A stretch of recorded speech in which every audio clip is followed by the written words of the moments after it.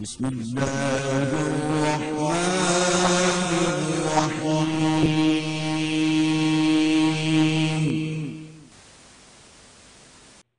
سنا ہوگا. اجی آپ نہیں جانتے یہ رفدین اس لیے ہوتی تھی کہ اس وقت نا بت لوگ لے کر آتے تھے. ان سے کوئی پوچھے جماعت سے نماز تو مدینے میں فرض ہوئی, بتوں والی پارٹی مکے میں رہ گئی تھی, ایسے بت تو سپلائی کرتا رہے, یہاں بت کون دیتا رہا؟ بت والی پارٹی مکے میں رہ گئی, مدینے میں جماعت سے نماز فرض ہوئی.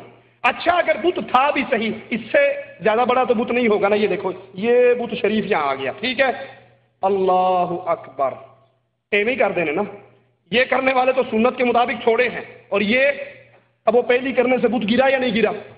جب پہلی سے بت گر گیا اس کو بھی چھوڑ دو, یہ کیوں کرتے ہو؟ یہ نماز جماعت سے فرض کہاں ہوئی تھی؟ مدینہ میں. اور بتوں والی پارٹی کہاں تھی؟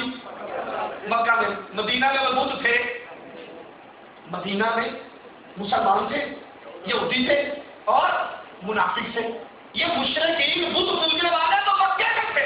جہاں بت تھے وہاں فرض نماز جماعت سے ہوئی نہیں تھی, اور جہاں جماعت سے نماز تھی وہاں بتوں والا روڑا مان لیتے جی بت لے کر آتے ہیں. منافق کون ہوتا ہے؟ اب نعوذ باللہ صحابہ تو بت نہیں لاتے تھے نا. بت کون لایا کرتے تھے؟ منافق لاتے ہوں گے نا. اور مدینے میں پارٹیاں کتنی تھی, مکے میں پارٹیاں کتنی تھی؟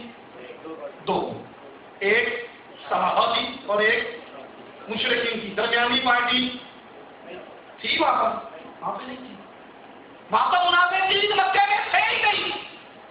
بسم اللہ الرحمن الرحیم. محترم سامعین, جب نماز میں رفع دین کا مسئلہ چھیڑا جاتا ہے تو سامعین کو احناف کی ایسی دلیل نہیں بتائی جاتی جس کی بنا پر وہ رفع دین رکوع کے وقت نہیں کرتے, بلکہ سامعین کو کنفیوز کرنے کے لیے غیر مقلد ایک فرضی دلیل گھڑتے ہیں اور اسے احناف کی طرف منسوب کر کے پھر اس کی تردید میں لگ جاتے ہیں. اور وہ یہ کہ رفع دین کرنا بتوں کی وجہ سے ہوتا تھا, یعنی بغلوں میں رکھے ہوئے بت گر جائیں. واضح رہے کہ یہ کنفیوژن یہ حنفیوں کا استدلال نہیں ہے. رفع دین کے موضوع پر ایک علیحدہ کلپ میں نماز کے مسائل کے ضمن میں بات ہوگی, لہذا میں یہاں اس موضوع کو چھیڑنا نہیں چاہتا. یہاں میرا مقصد غیر مقلدوں کی جہالت اور ان کے جھوٹ کو واضح کرنا ہے جو یہ کہتے ہیں کہ بتوں کے پجاری مشرکین صرف مکہ میں تھے. مدینہ منورہ میں بتوں کے پجاری مشرکین نہیں تھے. میں یہاں تاریخی حوالوں سے واضح کروں گا کہ مدینہ منورہ میں بھی بتوں کے پجاری مشرک موجود تھے اور وہ اکثریت میں تھے. ان میں سے چند قبائل کا تذکرہ بحوالہ کرتا ہوں.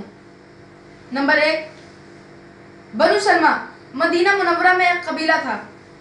ان کی رہائش مسجد قبلتین کے پاس تھی, اس لیے مسجد قبلتین کو مسجد بنی سلمہ بھی کہا جاتا ہے. یہ قبیلہ مسلمان ہونے سے پہلے بتوں کا پجاری تھا. اب میں ان صحابہ کرام کا ذکر کرتا ہوں جو بنو سلمہ کے بتوں کو توڑا کرتے تھے.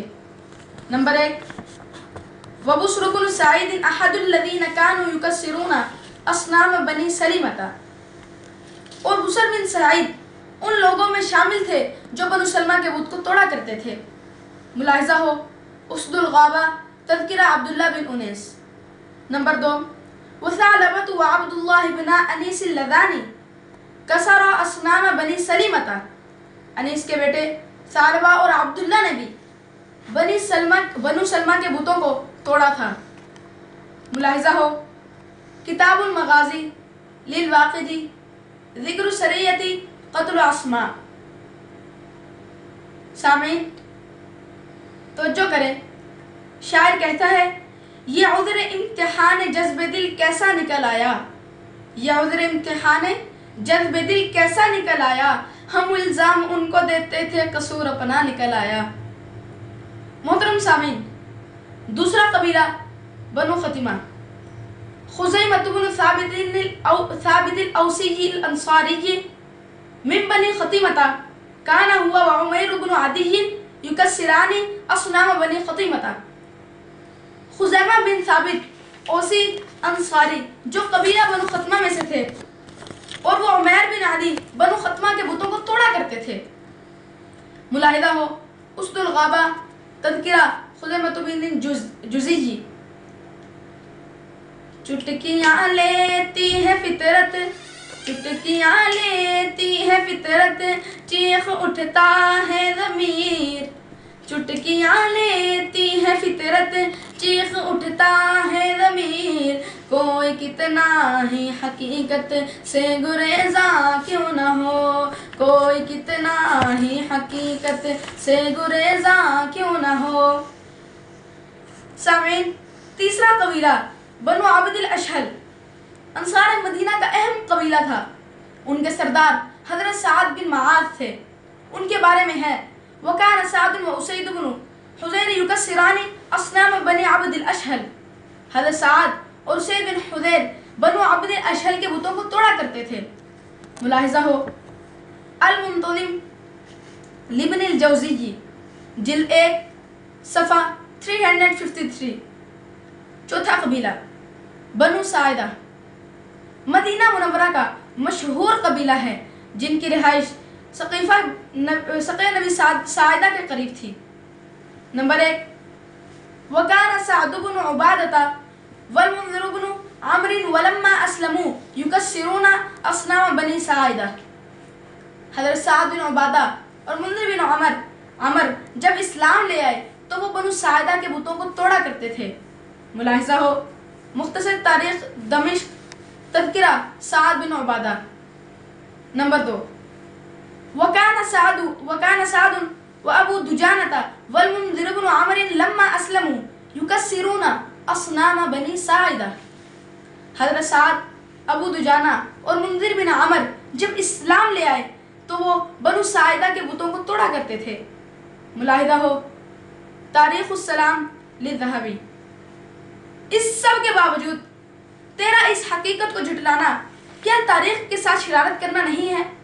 شورش نے کہا تھا ہر روز کر رہے ہیں شرارت نئی نئی، ہر روز کر رہے ہیں شرارت نئی نئی. وہ لوگ جن سے شرم رسول خدا گئی، وہ لوگ جن سے شرم رسول خدا گئی، جن کے ضمیر و ظرف پہ تخلیق شرمسار، جن کے ضمیر و ظرف پہ تخلیق شرمسار، جن کے دل و دماغ کا سانچہ ہے سرمئی، جن کے دل و دماغ کا سانچہ ہے سرمئی. پانچواں قبیلہ بنو حارثہ. ان کی رہائش مسجد نبوی شریف سے جبل احد کے رستہ میں تھی. ان کے بارے میں ہے کان عبداللہ بن جبر ابو بردۃ بن دینار من اسلم یکسران اصنام بنی حارثہ. بحوالہ المنتظم لابن الجوزی ذکر سنہ 35. حضرت عبداللہ بن جبر اور ابو بردہ بنی دینار جب مسلمان ہو گئے تو بنو حارثہ کے بتوں کو توڑا کرتے تھے. تو ادھر ادھر کی نہ بات کر یہ بتا کہ قافلہ کیوں لٹا، تو ادھر ادھر کی نہ بات کر یہ بتا کہ قافلہ کیوں لٹا. مجھے رہزنوں سے گلا نہیں تیری رہبری کا سوال ہے، مجھے رہزنوں سے گلا نہیں تیری رہبری کا سوال ہے. چھٹا حوالہ ونزل علی بالمدینة على امرأة لا زوج لها فرأى إنسانا يأتيها كل ليلة ويعطيها شيئا فاستراب بها فسألها عنه فقالت هو سهل بن حنيف قد علم أني امرأة لا زوج لي فهو يكسر أصنام قومه ويحملها إلي ويقول احتطبي بهذه. بحوالہ الکامل فی التاریخ باب ذکر ہجرت النبی صلی اللہ علیہ وسلم. ہجرت مدینہ کے بعد حضرت علی رضی اللہ تعالیٰ عنہ کا قیام ایک عورت کے گھر میں تھا. انہوں نے دیکھا کہ ایک آدمی رات کو اس کے گھر آتا ہے اور اسے کوئی چیز دے کر چلا جاتا ہے. حضرت علی رضی اللہ تعالیٰ عنہ نے اس عورت سے اس آدمی کے بارے میں پوچھا تو اس نے بتایا کہ وہ سہل بن حنیف ہے انہیں علم ہو گیا کہ میرا خاوند نہیں ہے تو اپنی قوم کے بت توڑ کر لکڑیاں مجھے لا کر دے دیتے ہیں اور وہ کہتے ہیں تم ان کو جلانا ایک کام لاؤ۔ محترم سامعین، اب آپ بھی فیصلہ کریں کہ توصیف زیدی کے اس دعوے میں کتنی صداقت ہے کہ مدینہ منورہ میں بتوں کے پجاری نہیں تھے۔ اب جو شخص اس سادہ اور واضح حقیقت سے بے خبر ہے، جب وہ علماء دیوبند اہل سنت والجماعت کے خلاف تنقید کرے تو اس میں کیا علمی وزن ہوگا؟ بقول شاعر، دو الزام پیچھے نصیحت گروں کو، دو الزام پیچھے نصیحت گروں کو، ٹٹولو ذرا پہلے اپنے گھروں کو، دو الزام پیچھے نصیحت گروں کو، ٹٹولو ذرا پہلے اپنے گھروں کو، کہ خالی ہے یا پرذخیرے تمہارے، کہ خالی ہے یا پرذخیرے تمہارے، برے ہیں کہ اچھے وتیرے تمہارے۔ محترم سامعین، ساتواں قبیلہ بنو مالک مدینہ کا مشہور قبیلہ ہے۔ وَكَانَ عُمَارَةُ بْنُ حَزْمٍ وَأَسْعَدُ بْنُ زُرَارَةَ وَعَوْنُ بْنُ عَفَرَاءَ حِينَ أَسْلَمُوا يُكَسِّرُونَ أَصْنَامَ بنی مالک بن النجار۔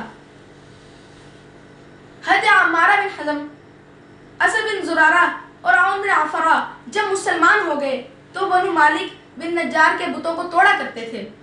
ملاحظہ ہو مختصر تاریخ دمشق، تذکرہ عمارة بن عقیل۔ محترم سامعین، میں نے بطور مثال مدینہ منورہ کے 7 قبیلوں کے بارے میں بتایا۔ ان کے پاس بت تھے اور 9 مسلم صحابہ کرام موقع پا کر شرک کے اس نشان بت کو توڑا کرتے تھے۔ جب فضیلت الشیخ توصیف الرحمان کا کہنا ہے کہ بت صرف مکہ میں تھے اور مشرکین بھی صرف مکہ میں تھے، مدینہ منورہ میں بت پارٹی تھی ہی نہیں، یہ اس کی کتنی بڑی جہالت ہے۔ اور اس کے سامعین بھی بلند آواز سے بتا رہے ہیں کہ بت پارٹی صرف مکہ میں تھی۔ توصیف صاحب، یہ انکشاف کرتے ہوئے آپ جاگ رہے تھے یا سو رہے تھے؟ محترم سامعین، افسوس تم غیر مقلدوں کی جہالت پر امام بھی جاہل اور اس کے اندھے مقلد بھی جاہل، اور اس جاہل توصیف کو شوق چڑھا ہے تقریروں کے دھندے کا۔ ارے تجھے جس موضوع پر دیکھتے ہیں تو اسی علم میں کوڑا ہے، نادر قرآن میں فیل، نادرہ حدیث میں فیل، اور تاریخ کے اس موضوع میں بھی فیل۔ لہذا تیری حیثیت بقول شاعر، رومال کے ہر تار کی تحقیق ہے لازم، رومال کے ہر تار کی تحقیق ہے لازم، ہر صاحب رومال معزز نہیں ہوتا۔ والسلام۔